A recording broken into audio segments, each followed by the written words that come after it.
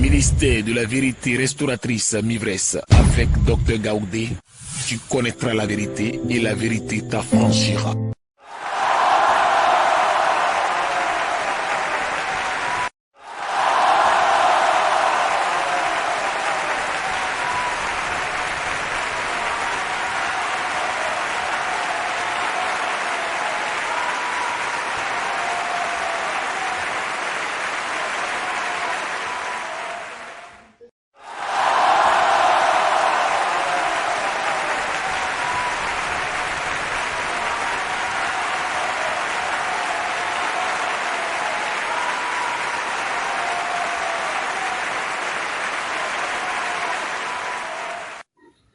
Amen. Amen. Alors écoute-moi bien, regarde cette image. Ton village est ton tronc d'arbre. Ton village c'est ton tronc. Regardez ce pot de fleurs qui est là. Le bois qui est là, c'est le tronc. Et ça sont les branches. Ton village est ton tronc. Pourquoi? Parce que tu es né de ce village ou dans ce village. Parce que tu ne peux choisir qu'un autre village. Quel que soit ce qu'il est, tu dis, c'est mon village. C'est pourquoi on dit, on ne montre pas son village à la main gauche. Quel que soit ce que ton village est, c'est ton village. Il est ton tronc. Ta famille est ton tronc. Ton église est ton tronc. La société dans laquelle tu es est ton tronc. Amen. Amen. Ton salaire ou ce que tu gagnes, c'est ton tronc. Pourquoi? Parce que c'est dans ce que tu gagnes que la vie quitte pour aller produire. Amen. Amen. De tout ce que je viens de citer, quelles sont les sèves, c'est-à-dire quel est l'eau qui circule dans ces choses-là? Pourquoi j'ai cité toutes ces choses? Vous voyez, Jésus lui dit, je suis le tronc. Mais c'est dans ce tronc-là que ça circule, comme j'ai dit. Là, ça va prendre la nourriture, c'est-à-dire l'eau dans le sol. Pour certains arbres, c'est blanc. L'arbre qui fait caoutchouc, là, pour lui, quand ça sort, c'est blanc. Et nous, on a découvert qu'on peut prendre ça pour faire caoutchouc. Mais lui, il faisait ça pour alimenter ses branches. Amen. Et donc, ça veut dire, ce qui est sorti là, l'eau là, on ne peut même pas manger. Donc, ce que ça produit là-bas, qu'on fait, on ne peut même pas manger. Mais on prend son eau là pour faire caoutchouc. Alors, pourquoi j'ai cité village, famille, société, tout ça, ton salaire, pourquoi j'ai cité tout ça? Vous voyez, ce qui coule dans l'arbre là, ça peut être un poison aussi. C'est un poison. Il y en a même, on met au bout des flèches. C'est un poison. Et on tue les animaux avec ça. Est-ce que le tronc, ton village là, est un poison pour toi? Le mot est venu pour que toi-même tu sortes de ce poison au nom de Jésus. Amen. Parce que Jésus est la solution de toutes choses. Amen. Amen. Amen. Amen. Et quand une famille ne produit pas, il y a quelque chose, il faut aller à la source, à la provenance. Il faut aller même là où se trouve, là il va puiser l'eau pour que le tronc vive, pour que le tronc donne. Pourquoi un arbre peut pousser et puis ses rejetons, c'est-à-dire ses branches, ne produisent pas de fruits? Pourquoi? Il faut se réveiller pour que ça produise. Pourquoi? Parce que la sève, c'est le liquide nutritif qui circule dans l'arbre. Et donc c'est l'énergie, la force qui circule dans l'arbre. Et c'est cette force-là qui est en Jésus-Christ. Quand il dit, je suis le tronc, attachons-nous au tronc que Jésus-Christ est. Au niveau personne ne peut rien. C'est l'eau de vie que Jésus donne qui est dedans. Le fait de te détacher de Jésus, volontairement comme involontairement, le fait de se détacher de Jésus-Christ, tu te fais du mal. Amen. Amen. Amen. Un jour, Jésus était assis au bord d'un puits. Amen. Et il a eu une conversation avec une femme samaritaine. Il lui a dit, donne-moi l'eau à boire. Or, entre les deux là, il n'y a pas alliance. Hein, la femme dit, toi tu es juif, moi je suis samaritain, comment je peux te donner de l'eau à boire? Et Jésus dit, si tu savais celui qui te demande de l'eau à boire, tu lui dirais, donne-moi l'eau, toi-même je vais boire. Pourquoi? Alors dans Jean 4, verset 10. Écoutons Jésus parler. Jean 4, verset 10. Jean chapitre 4, verset 10. Prenez la parole de Dieu. Jean 4, verset 10. Jésus lui répondit, si tu connaissais le don de Dieu, si tu connaissais le don de Dieu, et qui est celui si tu connaissais le don de Dieu, et si tu savais que ce que Dieu a mis en moi, si tu savais ça, voyez, continue. Et qui est celui qui te dit, donne-moi à boire, tu lui aurais toi-même demandé à boire. Voilà, tu as toi-même lui demandé à boire. Amen. Amen. Amen. Et la femme dit, mais toi-même tu n'as même pas de seau pour puiser, puis tu es assis à côté du puits, et puis tu dis, si tu savais celui qui est devant toi, celui qui va te donner l'eau à boire, ou toi tu vas trouver ton eau là, le puits est profond. Et ce puits là, ça fait plus de 100 ans qu'on a. C'est le puits de Jacob, c'est plus de 100 ans qu'il est là. Tu as quoi pour puiser l'eau? Jésus dit, je suis l'eau de vie. Amen. Amen. Amen. Jésus est l'eau de vie. Amen. La sève ici, c'est la parole. Jésus est la parole. Quand tu es un homme de Dieu, quand tu es un chrétien, et puis il y a la parole en toi, en toutes circonstances, la parole va sonner. Amen. Amen. Amen. J'exagère, je n'exagère même pas. Je dis que dans un milieu où tu dis que tu as peur des sorciers, dès que les manifestations vont commencer, il y a une parole qui va te dire, je suis la lumière du monde. Jésus l'a dit. Amen. Amen. Il y a une parole qui va te dire, l'Éternel est ma lumière et mon salut. De qui aurais-je crainte? Quelle est la parole qui circule en toi? Quelle est la parole qui circule dans ta famille, de génération en génération, dans ta lignée? Quelle est la parole qui circule? C'est cette parole-là qui est la sève, qui est la sève de ton village, qui est dans le tronc qui est ton village, dans ta famille. Amen. Quelle est la parole qui circule? La parole du bonheur, ça circule dans certaines familles. Bonheur, bonheur, bonheur, l'autre vient bonheur, bonheur, bonheur, réussite. Il y a la parole de réussite, mais il y a des familles, il y a la parole de malédiction. Amen. Amen. Voilà, malédiction. La même chose se répète dans la famille, dans les familles. Se marie pas, non, se marie pas, ça continue. Ou bien, on échoue, ça continue. Non! Ça doit être brisé. Amen. Amen. La parole de Dieu doit changer cette eau-là. Amen. Amen. Amen. Le serment ne peut de lui-même porter du fruit s'il ne demeure pas attaché à au cep. C'est-à-dire, la branche ne peut elle-même porter du fruit si elle n'est pas attachée à l'arbre. Elle ne peut pas porter du fruit. Tes efforts personnels, ta force et ton pouvoir, tes capacités ne peuvent pas te pousser à porter du fruit. Amen. Si ce n'est pas être avec celui qui est rien, qui n'est pas menteur, qui n'est pas mensonge, Jésus-Christ. Amen. Mais si tu t'attaches au mensonge, tes fruits seront pourris. Amen. Si tu t'attaches aux brigands, aux bandits, aux voleurs, tes fruits seront détruits. Amen. Il te faut être dans la présence, dans une présence qui est la présence de Jésus-Christ. C'est dans la présence de Dieu que tu prospéreras. Amen. Amen. Amen. Je ne suis pas en train de dire, dors dans la présence de Dieu. On va le découvrir tout de suite. Dans la présence de Dieu, c'est dedans qu'on prospère. Amen. Amen. Si tu refuses de t'attacher à Jésus, tu n'auras pas un bon soutien nourricier. C'est-à-dire un bon soutien qui va te nourrir. Tu n'auras pas ça. Alors demeure dans la présence de Dieu. Amen.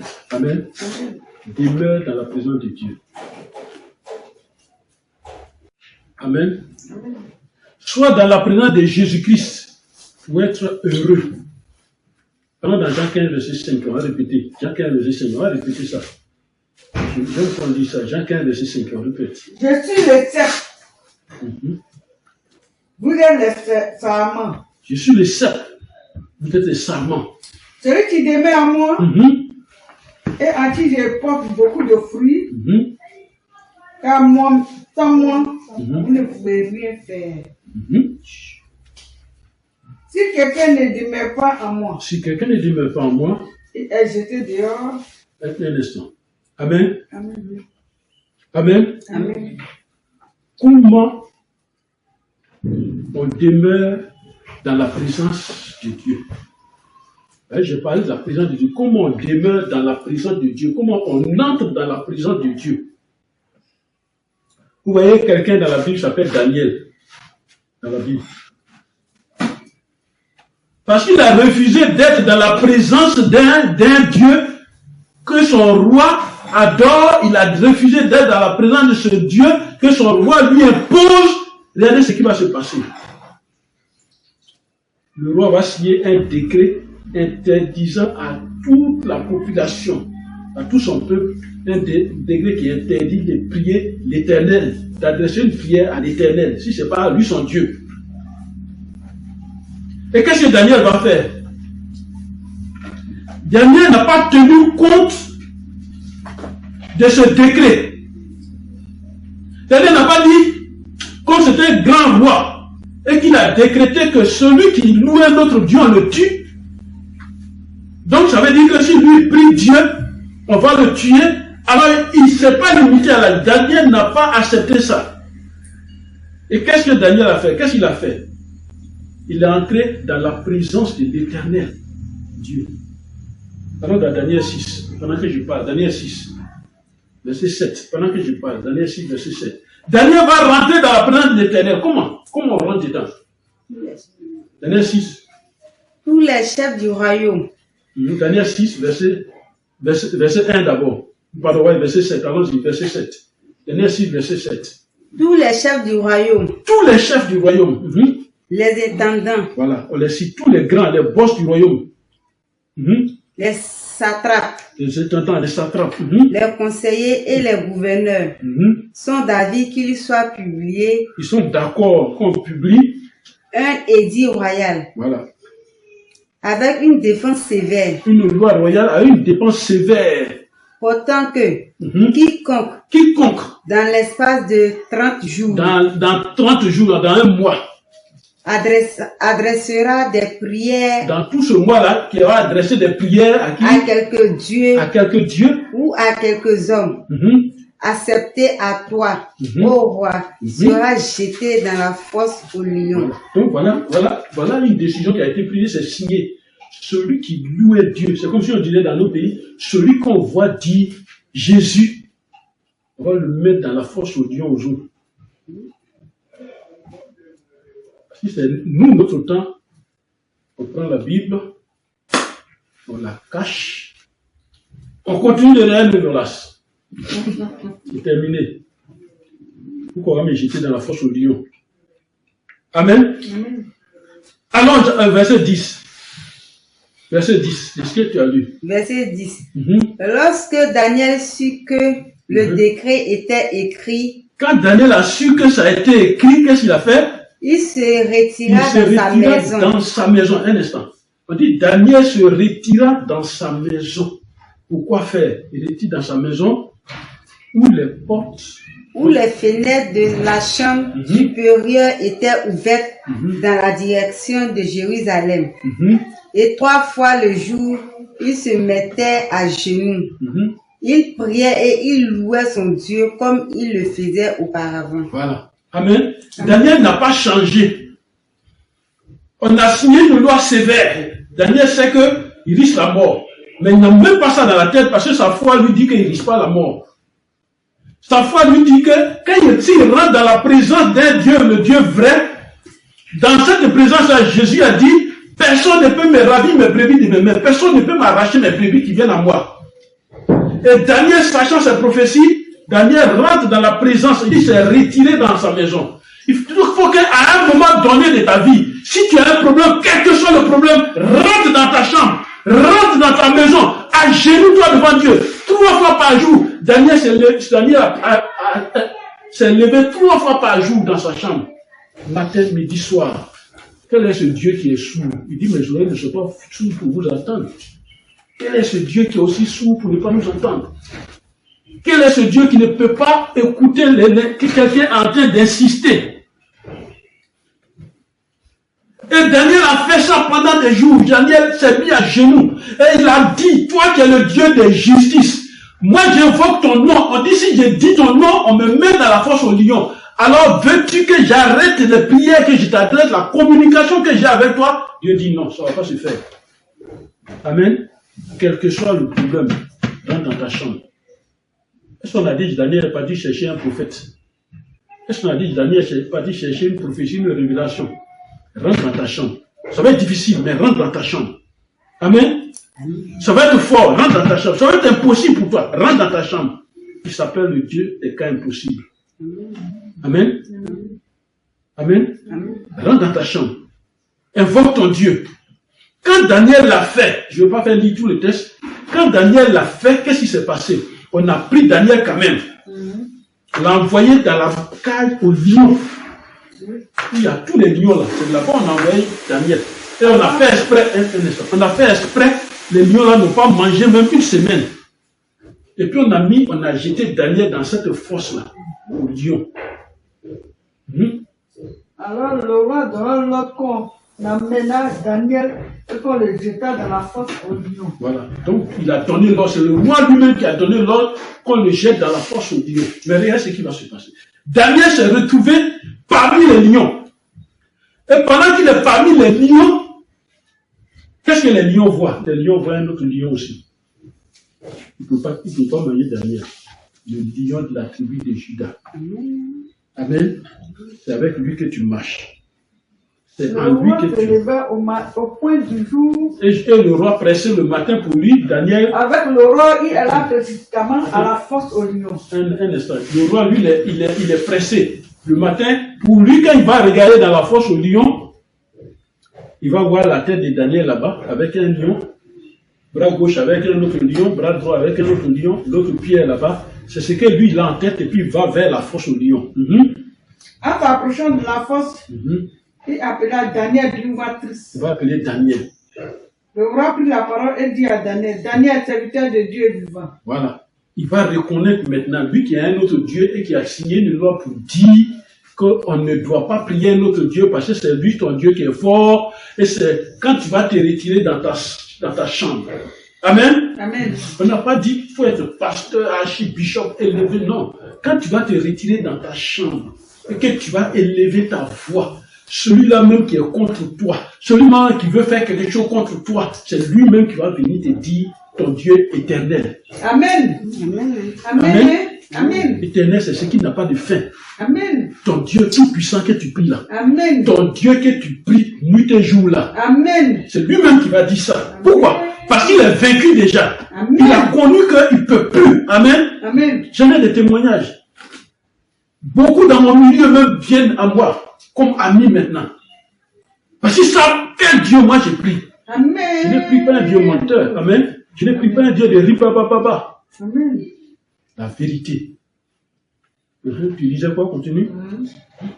Le roi prit la parole. Daniel, serviteur du Dieu vivant. Serviteur du Dieu vivant. Ton Dieu que tu sers. Ton Dieu que tu sers. Avec persévérance. A-t-il pu te délivrer des lions? Est-ce qu'il t'a délivré des lions? Et Daniel dit, oh roi. Daniel dit, oh roi. Quelqu'un qui a dormi avec les lions, c'est lui qui répond. Il dit, oh roi. Roi, vis éternellement. Il dit, vis éternellement. Il pouvait dire, il m'a blessé, le lion m'a mordu ici, fous-moi la paix. Il pouvait dire ça. Il dit, oh roi, vis éternellement. Et puis il continue, il dit, mon Dieu a envoyé son ange et fermé la gueule des lions. Qui ne m'ont fait aucun mal. Voilà, qui ne m'ont fait aucun mal. Amen. Amen. Amen. Amen. Regardez un témoignage. Une femme était poursuivie par des bandits qui veulent la tuer. Elle court dans la forêt, ils la poursuivent. Certainement, c'est des ritualistes. Elle court dans la forêt, elle court. Et puis elle croit quelqu'un dans son champ, en train de travailler. Elle se met, comme il est un homme, elle s'est mis derrière lui pour dire les gens me poursuivent. Et puis le monsieur voit les gens là arriver. Et elle a vu qu'elle était tellement menacée et elle s'est mise à genoux. Elle a mis sa Bible comme ça. Elle s'est mise à genoux. Les deux bandits qui sont venus, ils se sont adressés au monsieur. Elle est bien là. Le monsieur est à côté. Elle est à côté du monsieur. Et les deux bandits là, avec leur machin, toutes les armes qu'ils ont, ils demandent, tu n'as pas vu une femme passer ici? Le monsieur, il est étonné de ne pas dire là, voilà. Tu n'as pas vu une femme passer, elle n'est pas cachée par un arbre, ni par les herbes, elle est là, visible. Mais eux, ils ne la voient pas. Amen. C'est comme ça dans la présence de Dieu. Amen. Quand tu rentres dans la présence de Dieu et que tu sors de cette présence, quand tu promener, celui qui va te faire mal, tu ne vois plus. Amen. Amen. Amen. Pourquoi? C'est dans la prière qu'on est dans la présence de Dieu. La prière, c'est une communication avec ton Dieu. Dès que tu te mets à genoux pour prier, c'est que tu es dans la présence de Dieu. Et pendant que tu es dans la présence de Dieu et que tu pries, personne ne peut te toucher.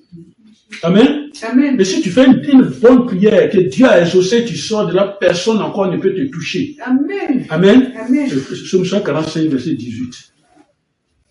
Et puis on prépare Matthieu 6, verset 6 aussi. Psaume 145, verset 18. Que dit la parole de Dieu? Psaume 145, verset 18. Alors donc, parlant de la prière, je vous ai toujours dit, toi qui suis cette vidéo, on ne se lève pas de son lit, aller se laver, aller chanter, aller faire ce qu'on veut, et puis on vient, on s'habille, on sort de la maison, on s'en va. Non, non, non. Dès que tu déposes ton premier pied tu sors du lit, tu déposes ton premier pied, deuxième pied, là, ça continue à la génuflexion. C'est-à-dire, tu te mets à genoux en même temps et tu dois gloire à Dieu, tu lui dis merci. Amen. Amen. Tu lui dis merci. Parce que de ton lever, sorti de ta chambre, quelque chose peut t'arriver. C'est pas faire de sorcellerie. Quelque chose peut t'arriver. C'est vrai que j'ai dit ça un jour ici, dans ce témoignage. Un instant. Psaume 145, verset 18, tu retiens. Et cherchez Matthieu 6, verset 6 aussi. Je vous ai donné ce témoignage, je vais répéter. Amen. Amen. Je me suis levé un matin. En même temps, je me suis mis à genoux. Et c'est ce que j'ai fait tout le matin. Je me mets à genoux en même temps. Je me confie à Dieu. Je confie toute ma famille à Dieu. Je prie, je me remercie de faire tout ça. Ça prend pas du temps. Avant d'aller dans ma douche pour me laver. Et quand je suis arrivé dans la douche, j'ai fini ça. J'avais la tête comme ça. Pour me laver, j'avais la tête comme ça. Les carreaux, gros carreaux, sont quittés en l'air là-bas. Vous passez autour de ma tête. Vous brisez le seau. Déchirez le seau. Moi, je n'ai rien eu. Est-ce que ça, c'est affaire de sorcellerie? Non. Les carreaux sont décollés. Pas des petits carreaux, décollés pour venir. Parce que je suis rentré dans la présence de Dieu et je lui ai confié en même temps la journée avant de sortir de la maison. Amen. Amen. Voilà. Psaume 145, verset 18. L'Éternel est près de ceux qui l'invoquent. L'Éternel, dans la prière, l'Éternel est toujours près de ceux qui l'invoquent. De tous ceux qui l'invoquent avec tous ceux qui l'invoquent avec sincérité, c'est-à-dire ceux qui ne sont pas des comédiens dans leur prière, qui ne sont pas des bavards dans leur prière, parce que souvent tu peux prier, c'est que toi-même tu dis tu ne comprends pas, mais tu parles seulement. Ça c'est pas prière. Ta prière doit être en phase avec ta pensée. Amen. L'Éternel est toujours avec ceux qui l'invoquent avec sincérité. Matthieu 6, verset 6, il dit quoi? Mais quand tu pries, entre dans ta chambre. C'est ce que Daniel a fait. Entre dans ta chambre. Ferme ta porte. Tu fermes ta porte. Prie ton Dieu. Prie ton Dieu. Qui est là dans le lieu secret. Dieu qui est là dans le lieu secret. Et ton Père qui voit le secret. Voilà, ton Père qui voit dans le secret. Dans le secret, pardon. Tu le rendras. Il va te le rendre. Amen. Voilà, c'est important. Quel que soit le problème que tu as dans ta chambre, prie ton Dieu. Amen. Amen. Deuxièmement, la présence de Dieu, c'est dans la foi. Hébreux 11, verset 6. Or, sans la foi, il est impossible d'être agréable à Dieu. Ça, c'est la condition de la vie chrétienne, ça. Si tu n'as pas la foi, c'est pas la peine d'être à Dieu. Amen. Amen. Voilà. L'autre présence de Dieu, c'est en assemblée. Il dit, là où 2 ou 3 sont assemblés à mon nom, je suis présent. C'est-à-dire, on est là actuellement, Dieu est là. Quand Dieu est là, tout ce que tu vas demander là, il va exaucer. Amen. Amen. Il dit, là où 2 ou 3 sont assemblés à mon nom, je suis présent. Psaume 23, verset 6. Il dit quoi? Psaume 23, verset 6. Va lire. Psaume 23, verset 6. Qu'est-ce que dit la parole de Dieu?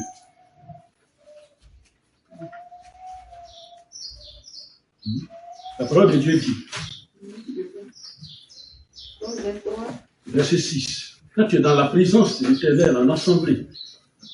Oui. Psaume 23, verset 6. Oui, le bonheur et la grâce m'accompagneront tous les jours de ma vie et j'habiterai dans la maison de l'Éternel jusqu'à la fin de mes jours. Amen. Quand il dit j'habiterai dans la maison de l'Éternel, c'est pas prendre tes bagages, aller dormir, rester à l'église. Non. C'est-à-dire être toujours dans la présence de l'Éternel jusqu'à la fin de tes jours. Et tu auras la paix. Amen. Amen. Ça, c'est un ensemble, ça. Et Dieu est dans son sanctuaire. Dieu est toujours présent dans son sanctuaire. Amen. Amen. Après, vous lirez Psaume 133, verset 1 à 3. L'autre présence de Dieu, dans l'autre présence de Dieu, il y a la louange. Tu es là et puis tu loues ton Dieu. Tu chantes des cantiques. Non, personne ne peut te toucher. Tu es en train de louer Dieu. Dieu de l'autre côté là-bas dit, mais qui me loue de cette manière? Vous voyez qu'à Talakou, qu'on fait la voyez que c'est l'homme qui a créé. L'homme n'a pas créé. Hein. C'est Dieu qui a créé. Quand Dieu lui se déplace là, les anges sont devant. Il dit l'Éternel Dieu. Dieu tout-puissant. C'est comme ça qu'il marche, on dit Dieu tout-puissant. Dieu qui entend tout. Dieu qui sait tout. Dieu qui connaît tout. C'est toi le Créateur. C'est toi la force. C'est toi la gloire. Et puis lui, il marche. Il marche. C'est comme ça tout le temps. C'est comme ça. Et c'est ce que nous faisons dans notre monde. Croyant que c'est nous qui avons inventé. Tu es là. Quand je suis dans mon milieu, je suis dans le village. Dans mon village, les chanteurs là. Quand ils savent que je suis là, je suis assis. Ils commencent à chanter.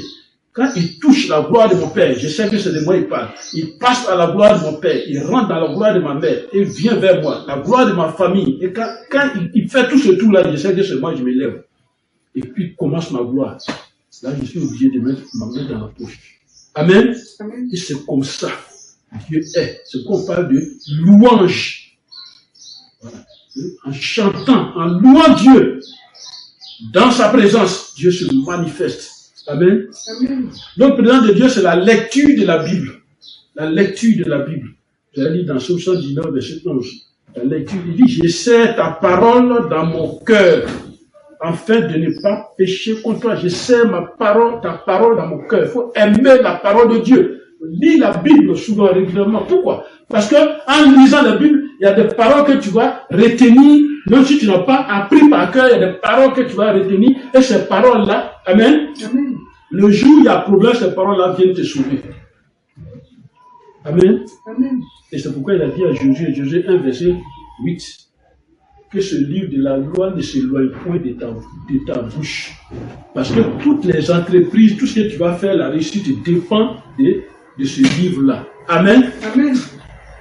L'autre présence aussi de Dieu, dans la présence de Dieu, il y a une présence qu'on appelle l'amour. Amen. Amen. Dieu est amour. Alors, il faut l'être aussi. Dieu est amour. Il faut y être. Il faut être dans son amour. Il faut être dans l'amour de Dieu. Dieu aime les aimants. Dieu aime les gens qui aiment. Amen. Amen. Parce que tout le résumé de la Bible, c'est l'amour. Quand tu lis toute la Bible, de Genèse jusqu'à l'Apocalypse, tu dis pas de quoi même, c'est l'amour. Amen. Amen. Ça, c'est dans 1 Jean 4, verset 7, Jean 15, verset 9, 10, le texte du jour. Si quelqu'un a trouvé Jean 15, verset 9, 10, on va lire Jean 15, verset 9, 10. Jean chapitre 15, verset 9, 10. Comme le Père m'a aimé. Comme le Père m'a aimé. Je vous aime aussi. Moi aussi, je vous aime. Je vous ai aussi aimé. Demeurez dans mon amour. Demeurez dans mon amour. Si vous gardez mes commandements. Si vous gardez mes commandements. Vous demeurez dans mon amour. Alors là, vous êtes maintenant dans ma présence. De même que j'ai gardé les commandements de mon Père. Et que je demeure dans son amour. Amen. Amen. Voilà, ça, c'est ce qui est dans la présence de Dieu. Quand tu rentres dans la présence. Notre présence de Dieu aussi, c'est le jeûne. Le jeûne et prière. Quand tu jeûnes, il m'arrive souvent, quand la situation est très dure et qu'on me dit, les révélations me disent, il ne faut pas aller au village. Si tu vas au village, c'est dangereux pour toi. Il m'arrive des temps. Amen. Amen. Tu prends un verre d'eau ici. J'essayais demain matin, tôt, je dois aller au village. Un verre d'eau la nuit avant de dormir. Je présente à Dieu. Je dis, voilà l'eau que je bois. C'est ici, dans ma maison, que je vais boire l'eau. Je rentre dans un jeûne sec. Je vais faire les 3 jours au village.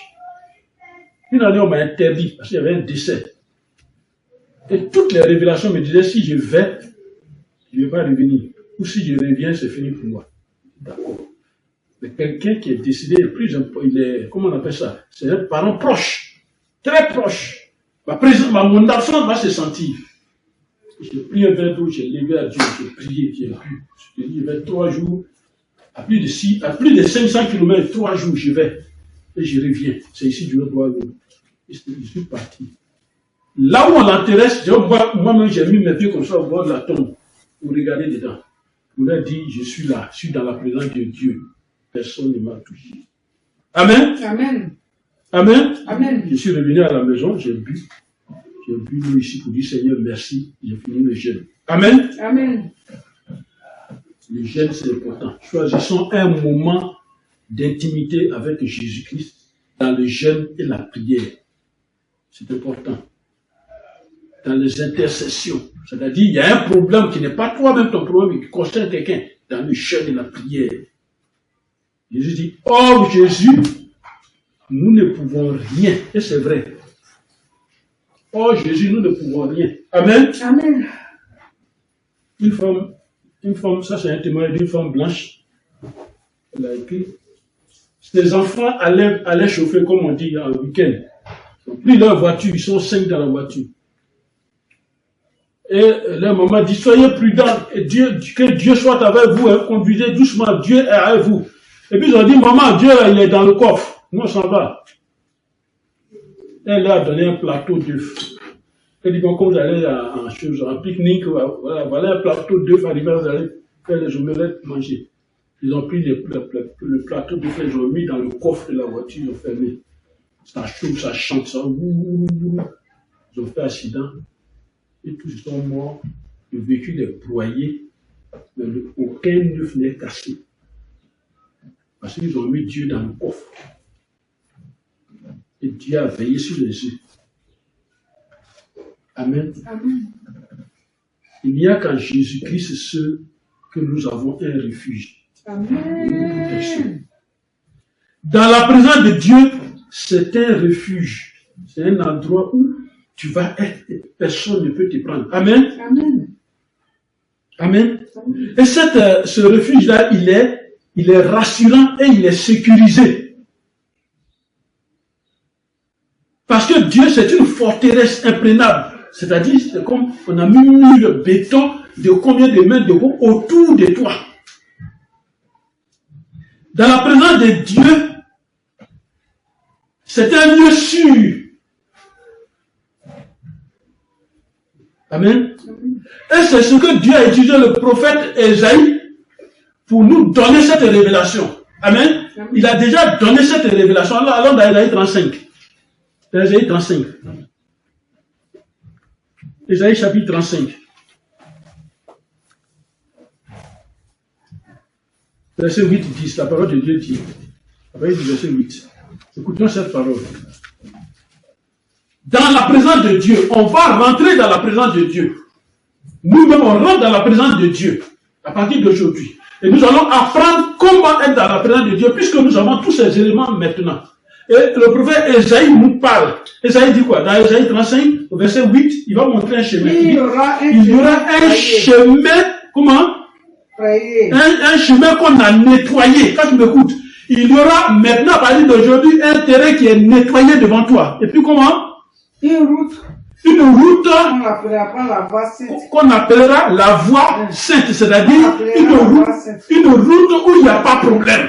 Parce que c'est la route qui mène maintenant dans la présence de Dieu. C'est cette route-là que tu vas prendre. Une route qu'on appelle la voie sainte. Et qu'est-ce qu'il y a cette route? Rien de mauvais n'est passé là un jour. Amen. Elle sera pour eux seuls. Elle sera pour toi seul, cette route. Elle sera pour toi seul. Ceux qui la suivront, même même les insensés ne pourront s'égarer. Amen. Apprenant cette voie, même ceux qui ne connaissaient rien ne vont pas se perdre. Continue, il dit quoi? Sur cette route, point de lion, il n'y a pas de lion, ni bête féroce, ne la prendra. Nul ne s'y rencontrera. Les délivrés marcheront. Amen. Un instant. Amen. Il dit la route que nous prenons maintenant pour aller dans la présence de Dieu, aucun lion. Allons dans le monde invisible pour comprendre ça. Aucun lion, aucune puissance ténébreuse, quelle que soit cette force, ne pourra aller sur cette route pour gêner ta vie. Amen. Les rachetés de l'Éternel retourneront. Ils iront à Sion. Ils iront en Sion. Avec chant de triomphe. Et une joie éternelle. Une joie éternelle. Honorera leur tête. L'allégresse et la joie s'approcheront. La douleur et les gémissements s'enfuiront. Amen. Amen. Voilà ce que Dieu veut de nous. Et c'est l'objectif que cette parole-là vise aujourd'hui. La joie, l'allégresse. Et tout ce qui est problème, tout ce qui est gémissement ne sera plus là parce que tu es dans la présence d'un Dieu qu'on appelle l'Éternel. Amen. Tu es dans la présence d'un Dieu qu'on appelle Jésus-Christ de Nazareth. Tu es dans sa présence. Amen. Amen. Amen. Il est important pour un chrétien d'aller dans la présence du Seigneur, ou d'être même dans la présence du Seigneur. Les hommes ne peuvent pas résoudre tous les problèmes spirituels, c'est pas possible. Il n'existe aucune autre cachette, aucun autre endroit physique ou spirituel si ce n'est dans la présence de notre Seigneur Jésus-Christ. Amen. Ça n'existe pas. Amen. Les paroles du genre, je ne vais pas aller au village parce que le sorcier qui est là-bas va me faire du mal, il va me voir. Mais lui n'a pas besoin que tu viennes. Il n'en a même pas besoin. Je ne sais pas si j'ai vu les raconter ce témoignage. Il n'en a même pas besoin. Il a besoin seulement d'être en contact avec toi. Spirituellement, il te voit. Amen. Alors l'Éternel te dit, malheur aux enfants rebelles qui prennent des résolutions sans moi et qui font des alliances sans ma volonté. Dieu n'est pas content. Les gens qui décident d'eux-mêmes, ils font ce qu'eux-mêmes ils veulent. Ésaïe 30, verset 1. Ils font ce qu'eux-mêmes ils veulent. Amen. Amen. Amen. Alors, retenons Jean 15, verset 5, la parole de Dieu et ce texte d'aujourd'hui. Retenons cette parole de Jésus-Christ. Et que dit Jésus dans cette parole? Nous avons écouté. Jésus te dit de demeurer en lui, et lui aussi va demeurer en nous, alors nous allons porter des fruits. Amen. Alors, comme tu as écouté cette parole, que Dieu soit avec nous. Amen. Que Dieu soit avec toi. Amen. Que Dieu te protège dans sa présence. Amen. Amen. Voilà. Quand j'avais une voiture, je monte, à chaque fois que je monte dans la voiture, je suis d'abord calme. Seigneur, je te confie ce trajet. Toi-même, viens conduire la voiture à ma place. Et puis, quand je finis la prière, je m'en vais.